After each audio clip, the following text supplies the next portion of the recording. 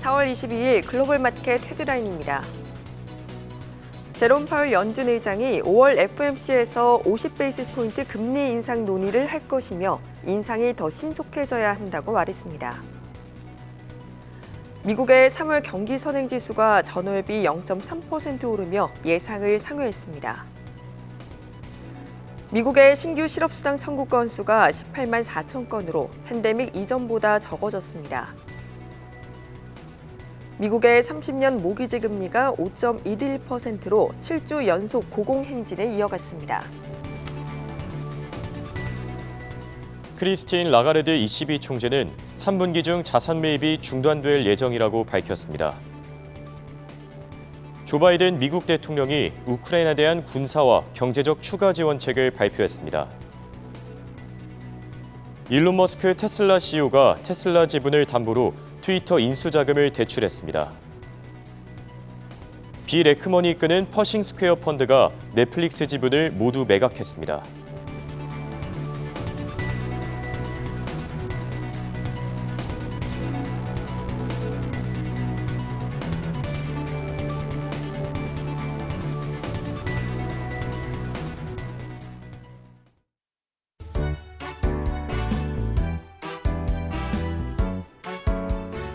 여러분 안녕하십니까? 굿모닝 한경글로벌 마켓의 이가은입니다. 안녕하십니까? 홍성진입니다. 네, 실적 장세가 나타나는 모습입니다. 전일장 마감 후에 테슬라와 AT&T, 아메리칸항공이 호실적을 발표했는데 오늘 하락 장세 속에서도 상승세를 나타냈습니다. 우리 투자자들은 이렇게 기업들의 실적 발표와 함께 오늘 IMF 총회에서의 파월 연준 의장의 발언에도 주목을 했는데요. 파월 연준 의장은 5월 회의에서의 50베이시스 포인트 빅스텝 금리 인상을 시사했습니다. 관련 소식과 함께 투자 전략까지 준비했습니다. 굿모닝 한경 글로벌 마켓 지금 바로 시작합니다.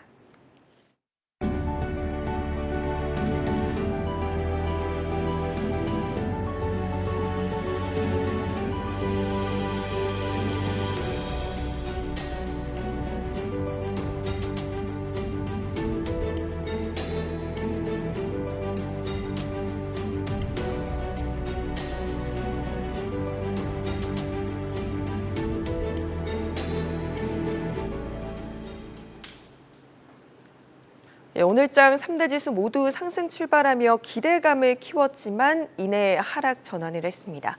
다우지수가 1% 넘게 하락세 보이면서 34,792선에서 마감을 했고요. 나스닥 오늘 2%가량 오르며 반등하는가 했지만 2.07% 장 후반 들어 낙폭을 많이 키웠습니다. 13,174선 그리고 S&P 500 지수도 오늘 1.48% 빠지면서 4,393선에서 마감을 했습니다. 미국 국채 수익률이 전일 숨고르기 양상을 보이는가 싶더니 다시금 상승세를 보이고 있습니다.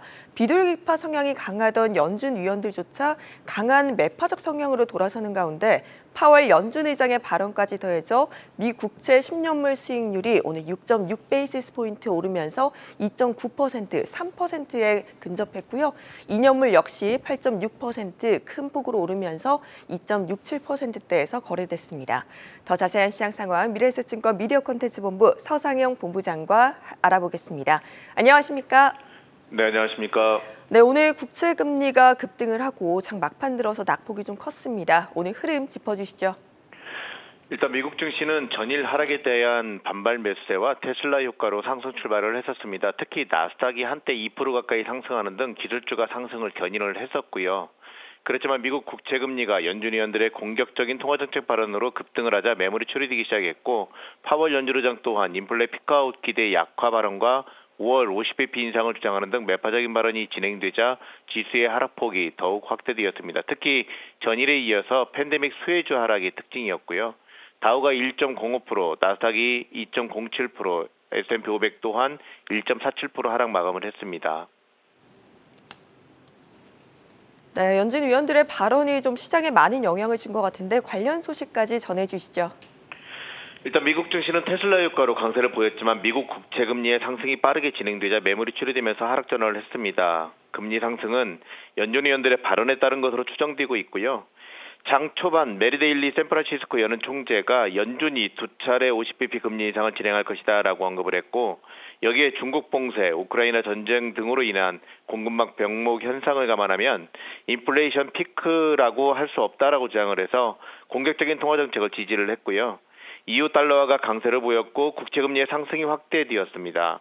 더 나아가서 블러드 세인트루이스 연은 총재가 75bp 금리를 인상을 해도 세상이 끝나지 않는다라고 언급을 한 점도 금리 상승 속도를 높이면서 주식시장 하락 전환 요인으로 작용을 했습니다. 이런 가운데 파월 연준의장은 장 후반 들어서 5월 FOMC에서 50bp 금리 인상이 유효하다라면서 물가 안정에 집중하며 정책 변화를 더 빠르게 할 것이다라고 언급을 했습니다. 또한 인플레이션이 3월에 정점을 이룬 것으로 기대하지는 않는다라고 주장을 했고요. 대체로 파월 연준의장을 비롯해서 연준위원들은 생각보다도 공격적인 통화정책 변경을 통해서 인플레이션을 제어하기 위한 노력을 하고 있음을 보여줬고, 이 영향으로 기술주 중심으로 매물이 처리되었습니다. 파월 연준의장은 여기에 세계화가 둔화된 것은 분명하고 이는 인플레이션 증가와 생산성 감소를 의미한다라면서 향후 흐름 또한 낙관적이지 않을 것임을 시사를 했습니다. 그렇지만 실적 호전 기업들의 경우는 지수 하락에도 불구하고 견고했다는 점에 주목할 필요가 있습니다. 단기적으로는 이렇게 금리의 영향을 받고는 있지만 다음 주 진행될 대형 기술주 실적 발표에 대한 기대 심리는 여전하기 때문이고요. 이를 감안해서 단기적인 변동성 확대를 이용해서 실적 호전이 예상되는 대형 기술주에 관심을 보여야 할 시기로 판단하고 있는 상태입니다. 예, 지금까지 미래에셋증권 서상영 본부장이었습니다. 고맙습니다. 네, 감사합니다. 이어서 오늘장 특징주들 전가은 캐스터와 확인해 보시죠.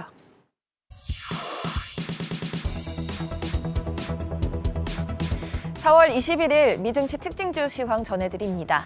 장중 뉴욕 증시는 제롬 파월 연준 의장의 매파적인 발언으로 직격탄을 맞았습니다. IMF 총회에 참석한 자리에서 파월 의장이 5월에 빅스텝을 시사하는 발언을 하면서였는데요. 이 영향으로 국채 금리가 상승하고 보시다시피 주요 기술주들 대체로 하락 마감했습니다. 이날 애플이 0.48% 떨어지면서 약보합을 보였는데 아마존과 구글 등 종목은 3% 정도의 낙폭을 보이면서 마감을 했습니다. 애플과 알파벳, 아마존은 다음 주에 실적을 발표하게 되니 참고하시면 좋겠습니다. 이어서 메타의 낙폭도 컸습니다. 6% 빠지면서 188달러 선까지 내려와서 마감했습니다. 테슬라는 전일 좋은 실적을 내놨죠. 특히 차량 인도량이 증가했습니다. 월가 애널리스트 중에서는 테슬라를 꼭 보유해야 하는 종목 리스트에 편입했다고 밝힌 사람들도 있었습니다. 테슬라가 이날 장에서 3% 올라주면서 1,008달러 선에 마감을 했습니다. 퍼싱스퀘어의 빌 에크먼이 수요일장 이후 그의 헤지펀드가 넷플릭스의 전 주를 손실 상태에서 매도했다는 소식을 전했습니다. 넷플릭스가 목요일장에서 주가가 3%가량 빠지면서 218달러 선까지 감소를 했는데요. 전일 하락세에 더 무게를 더하는 모습입니다. 이어서 반도체 위주의 ETF, 속스 ETF와 기술주 ETF, QQQ ETF 모두 오늘 하락 마감했다는 점 참고하시기 바랍니다. 이어서 개별 특징주 10종목으로 넘어가 보시죠. 네, 방금 살펴본 주요 기술주들 이외에도 세일즈포스와 퀄컴 등 다른 기술주들도 일제히 약세를 보였습니다. 이날 장에서 세일즈포스가 4% 넘는 낙폭 보여주면서 177달러 선에 마감을 했고요. 퀄컴 또한 3% 떨어지면서 136달러 선에 마감을 했습니다. 전기차 관련주도 테슬라를 제외하고는 모두 하락세를 보였습니다. 오늘 장에서 루시드가 6% 내려서 19달러 선까지 내려왔습니다. 한편 유나이티드 항공은 여행이 다시 늘면 올해 수익성을 회복할 것으로 기대한다고 밝힌 이후 오늘 장에서 10% 가까운 상승세를 보여줬습니다. 마감가는 50달러 선인데요. 회사는 예상에 상회하는 향후 전망을 내놓으면서 그 근거로는 예약이 크게 늘고 승객들이 여행을 위해 돈을 더 지불하려고 하는 상황을 들었습니다. 관련해서 아메리칸 항공 또한 오늘 상승세를 보였습니다. 20달러 선까지 올라왔는데 2분기 실적을 발표했는데 특히 향후 전망을 긍정적으로 내놓았습니다. 네, 항공기 예약이 연료비 관련 소비를 상쇄해버린다고 언급을 했는데 회사는 3월이 코로나가 시작한 이후 처음으로 2019년 이전 수준으로 매출이 나와준다리며 예약 건수는 계속해서 늘어나고 있다고 전했습니다. 또한 AT&T도 실적을 냈습니다. 예상에 상회하는 1분기 실적을 내고 오늘 장에서 주가가 상승했습니다. 커뮤니케이션 부문의 매출이 289억 달러 정도로 나왔는데 이는 4월 초 분사한 워너미디어의 실적을 포함한 수치였습니다. 이날 장에서 4% 올라주면서 20달러 선에 마감을 했습니다. 다음으로 다우는 화학 기업인데요. 분기 실적이 모두 예상에 상회하게 나오면서 오늘 장에서 주가가 올랐습니다. 2.9% 상승해주면서 69달러 선에 마감을 했고요. 램리서치도 살펴보시겠습니다. 램리서치는 반도체 기업이고요. 램리서치는 분기 실적이 예상에 하회하면서 주가 흐름이 좋지 않았습니다. 정규장에서도 2% 떨어지면서 469달러 선까지 내려왔습니다. 또한 며칠 전 안정적인 실적을 발표했던 IBM 아직 매수세가 집중되는 모습입니다. 이날 장에서도 1% 상승해주면서 139달러 선에 마감을 했습니다. 지금까지 특징주 시황을 살펴보았고 이어서 강수민 캐스터가 원자재 시황 전해드리겠습니다. 네, 원자재 시장의 동향 확인해보는 시간입니다. 오늘도 국제유가부터 확인해보시죠. 오늘장 국제유가는 유럽연합의 러시아산 원유 금수 조치 가능성과 또 리비아의 원유 공급 차질로 상승하고 있습니다. WTI는 장중에 105달러 선을 찍었고요. 현재는 1.3%가 오른 103달러 선에서 거래되고 있습니다.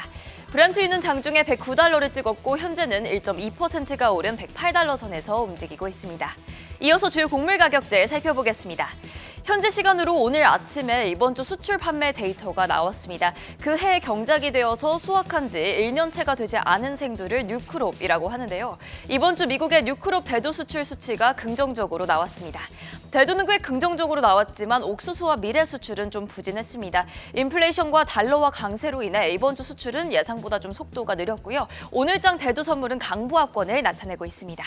네, 코코아는 이번 주 낙폭을 회복하면서 오늘장 0.4%가 오르고 있고요. 또 커피 선물은 오늘장 4% 가까이 크게 오르면서 강세를 나타내고 있습니다.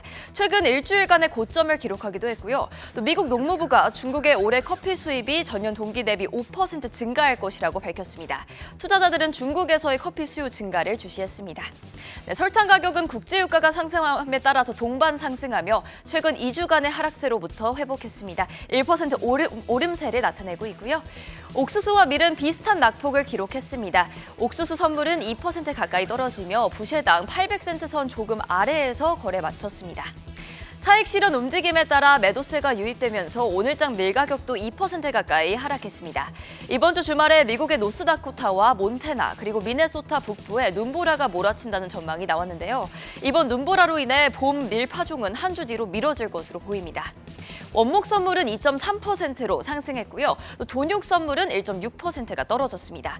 이번 주 미국의 돈육 수출은 중국에서의 코로나 확산과 또 달러와 강세에 따라 부진하게 나왔습니다. 이어서 금속 원자재도 살펴보겠습니다. 금부터 확인해 보시죠. 금 가격은 오늘 장중에 1%까지 빠지면서 최근 2주간의 저점을 기록했습니다. 연준의 공격적인 긴축 우려와 또 미국 국채 금리를 주시한 가운데 약보합권에서 현재 마감한 모습이고요. 은 가격도 장중에 최근 2주간의 저점을 찍었고 1.8%가 내린 24달러 선에서 거래를 마쳤습니다. 팔라듐과 백금은 모두 1%대 현재 빠지고 있고요. 이어서 니켈 살펴보겠습니다. 오늘장 1%가 올랐는데요. 이 원자재 해지 거래란 추후 미래에 거래할 원자재 가격의 변동폭을 울타리 치듯이 현재 시점에 결정하여 고정 가격으로 구입하는 걸 말합니다. 이 블룸버그에 따르면 폭스바겐이 니켈 해지 거래를 통해 대규모의 이익을 받는데요. 또 S&P 글로벌에 따르면 4월 13일을 기준으로 올해 들어 중국의 금속 및 광산 기업 31곳이 원자재 해지 계획을 발표했습니다. 전년 동기 대비 14%가 증가한 수치입니다. 네, 이어서 아연의 소식입니다. 중국의 아연 70%가 아연 도금에 사용되고 있고 또 중국 허베이를 포함한 북부 지역에 해당 도금 산업이 집중돼 있습니다. 하지만 허베이에서의 코로나 재확산이 원자재와 완제품 운송에 차질을 빚으면서 이 중국 내에서도 코로나 충격이 비교적으로 덜한 남부 지역 쪽으로 이 아연 도금의 주문이 몰리고 있습니다. 네, 오늘은 상하이 상품거래소의 구리 가격을 띄워봤는데요. 0.8%가 빠졌습니다. 투자자들은 글로벌 인플레이션 상승과 또 중국 국내의 낮은 구리 재고량을 주시했지만 이 중국 외 다른 지역에서의 구리 재고량이 증가하고 있는 것이 가격 하락으로 이어졌습니다. 네, 이어서 주석은 강보합권을 나타냈습니다.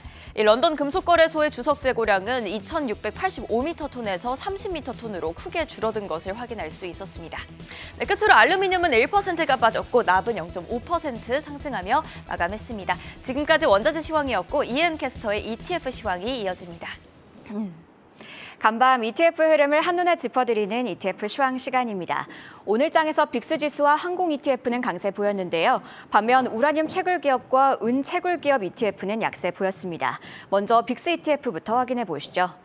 오늘장 3대 지수는 모두 하락 마감했는데요. 제롬 파월 연준 의장 발언 이후 시장 변동성이 높아진 모습입니다. 따라서 월가의 공포지수로 불리는 빅스지수 역시 상승했는데요.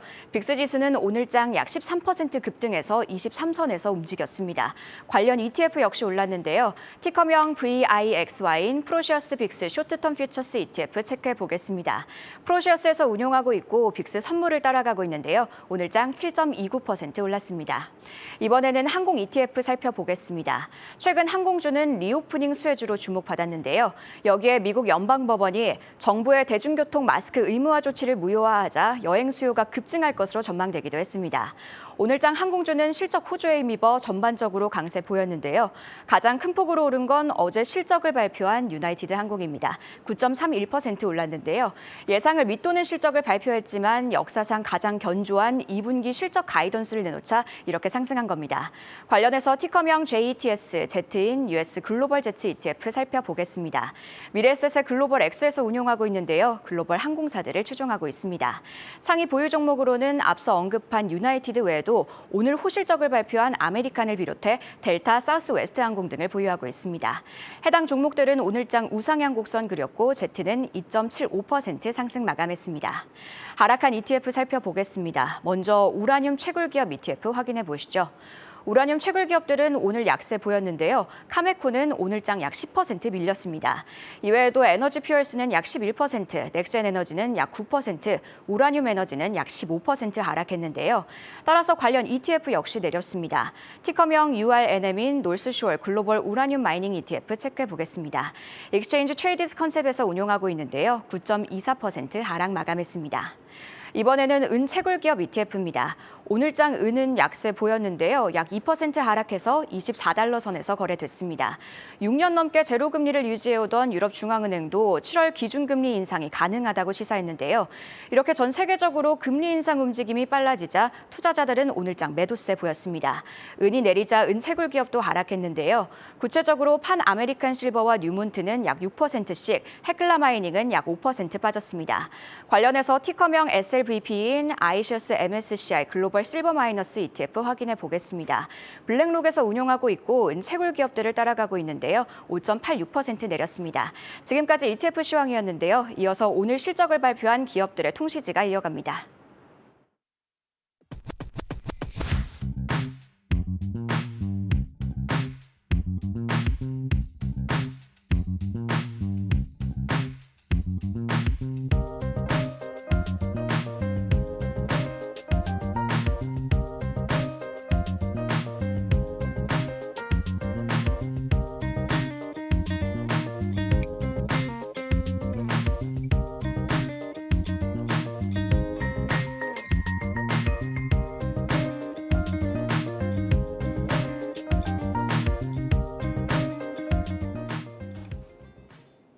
네, 글로벌 이슈와 해외 토픽 확인해보는 시간입니다. 3대 지수가 일제히 하락한 가운데 오늘은 어떤 이슈들이 시장을 움직였는지 바로 체크하겠습니다. 먼저 CNBC 헤드라인입니다. 네, 제롬 파월 연준 의장이 5월 빅스텝을 시사한 가운데 50베이시스 포인트 금리 인상이 이제 코앞으로 다가왔다는 평가가 나오고 있고, 또 대표적인 비둘기파 위원으로 꼽히는 시카고 연은 총재가 2023년 초 퇴임할 예정이라는 소식이 전해졌습니다. 마지막으로 우크라이나 사태가 장기화되는 가운데 바이든 대통령이 우크라이나에 대한 군사와 경제 추가 지원 패키지를 발표한 상황인데요. 돌아와서 제롬 파월 연준 의장의 이번 발언, 사실 굉장히 좀 매파적이라고 풀이할 수 있겠습니다. IMF 이제 토론회에서 나왔는데 자세한 내용들 전해주시죠. 네, 제롬 파월 연준 의장이 오는 5월 FOMC 회의에서 50베이시스 포인트의 금리 인상 방안이 테이블 위에 오를 것이다라고 표현하며 빅스텝을 강력하게 시사했습니다. 중앙은행 총재가 특정 시기와 특정 금리 조정폭을 언급한 건 매우 이례적인 일인데요. 이로써 거의 사실화가 됐다고 봐도 무방할 듯합니다. 시장은 연준이 연말까지 금리를 2.75%에서 3%까지 인상할 것으로 예상하고 있습니다. 한 번에 50베이시스 포인트씩 3차례 혹은 그 이상도 연속적으로 올릴 수도 있을 것으로 보고 있습니다. 인플레이션이 연준의 목표치인 2%에 거의 3배에 달하고 있는 상황을 지적했습니다. 파월 의장은 코로나19 팬데믹에서 복구되는 과정에서 인플레이션이 완화될 것이라는 전망이 잘못됐음을 인정하기도 했습니다. 물가 안정을 회복하는 것이 궁극적인 목적이다라고 언급하기도 했습니다. 실제로 미국의 3월 소비자 물가지수 CPI는 전년 동기 대비 8.5% 상승하면서 1981년 12월 이후 최고치를 기록한 바가 있습니다. 3월을 기준으로 향후 1년의 기대 인플레이션을 산출해보면 6.6%라고 합니다. 3년의 경우에도 3.7%에서 내려오지는 않았는데요. 중장기적으로 봐도 인플레이션이 쉽게 잦아들지는 않을 것이라는 분석이 이어지고 있습니다.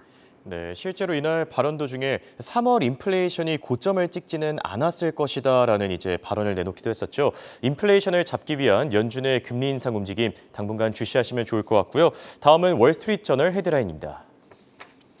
네, ECB, 유럽중앙은행이 7월 중에 자산 매입을 종료하고 금리 인상을 시행할 것이다 가능성에 대해서 언급을 했고 또 이런 가운데 유로존의 3월 CPI 소비자 물가지수가 공개됐습니다. 전년 대비 7.4% 증가하면서 역대 최고치를 경신했고 마지막으로 CNN의 뉴스 전문 서비스 CNN 플러스가 출시 한 달 만에 종료됐다, 무산됐다라는 소식까지 전해졌습니다. 돌아와서 ECB의 이번 발언, 라가르드 총재가 인플레이션과 금리 인상과 관련해서 여러 발언을 내놨는데 바로 전해주시죠.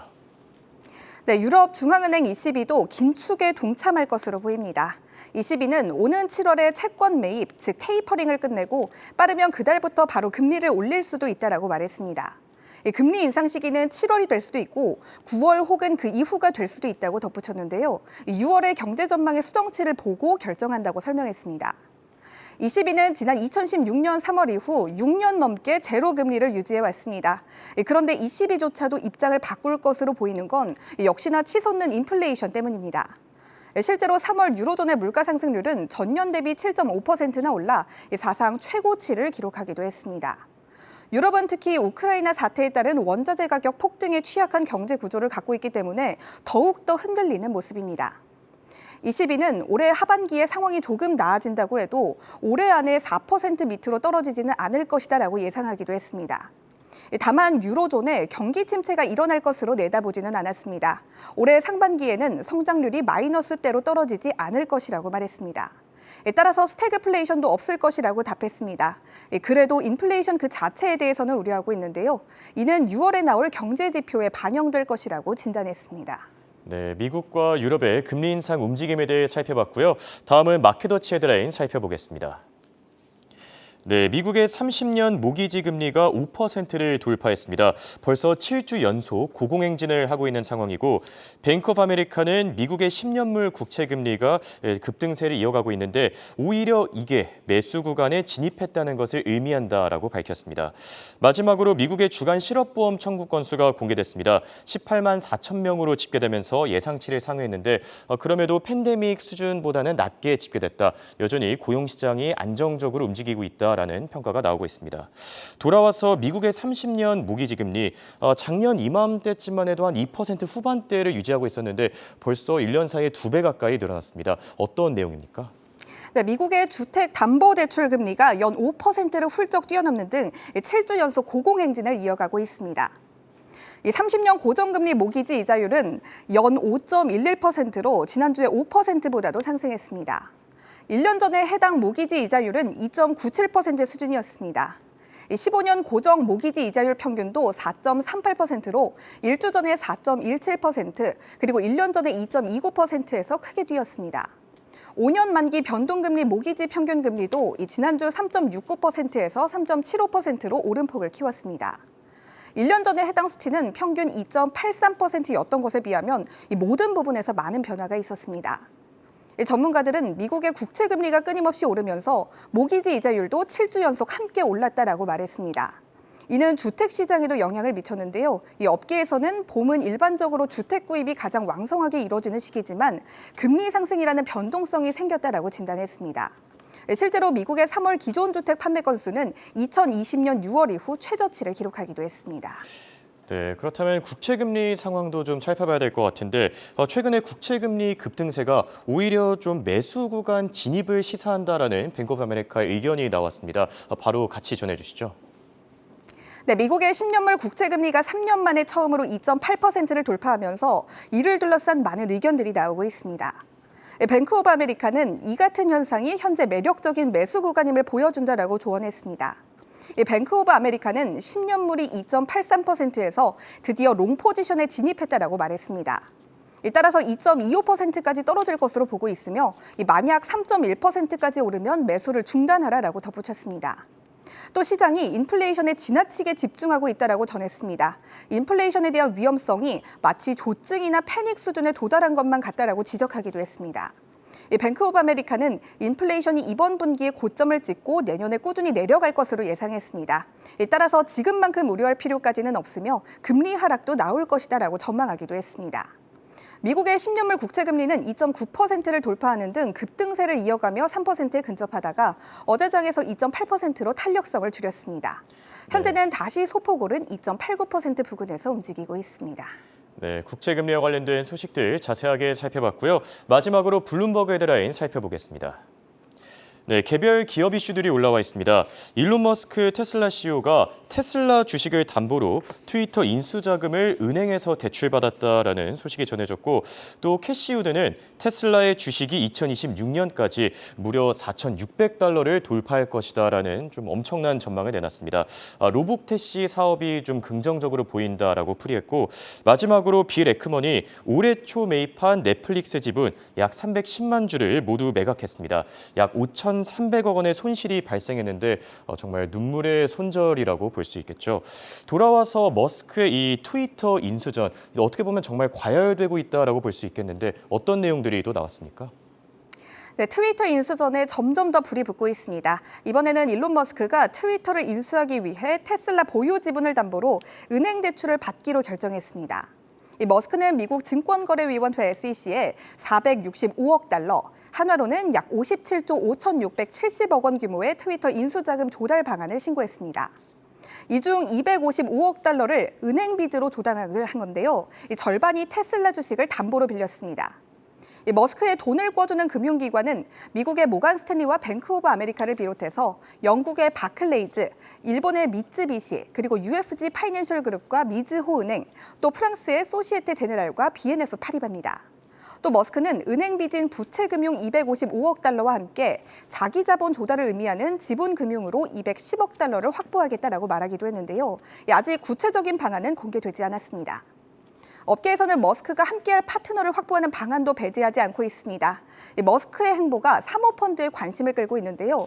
참가를 고려 중인 아폴로와 머스크가 손을 잡을 수도 있습니다. 머스크는 적대적 인수합병인 주식 공개 매수, 즉 텐더 오퍼도 검토하고 있다고 밝히기도 했습니다. 이 방식은 트위터의 경영권을 획득하기 위해서 다른 주주들을 접촉해 이들의 보유 주식을 직접 매입하는 겁니다. 다만 분석가들은 머스크의 펀딩 소식 이후 트위터의 주가가 1%도 안 올랐다며 퇴짜를 맞을 수도 있다고 평가하고 있습니다. 네, 실제로 일론 머스크가 트위터에 Love Me Tender라는 이제 발언을 올려가지고 좀 화제가 되기도 했었죠. 이렇게 오늘은 트위터 인수전과 관련된 소식까지 자세히 살펴봤습니다. 지금까지 최보아 캐스터와 함께했습니다. 굿모닝 한경글로벌 마켓은 7시 30분까지 계속됩니다.